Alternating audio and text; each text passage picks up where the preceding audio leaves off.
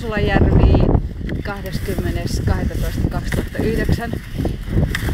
Aika kova lumipyry ja rivakka tämmönen itätuuli. Aika rapsakka.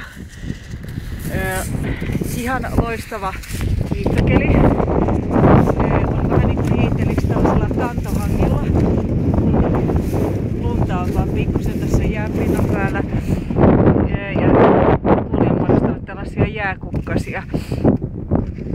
Hiihtäkeli on siis hieno. Luistelukeli on aika haasteellinen, vaikka näyttää siltä, että taidan olla ainoa hiihtäjä Tuusulajärvellä tällä hetkellä. Tuolla kaukana menee yksi tämmönen riippuliitäjä tai kiitäjä. Tänään on -7 astetta ja eilen oli mahtavat -17. Tänään hiihtoa tulee varmaan 12 kilometriä ja eilen hiihdin 17 kilometriä.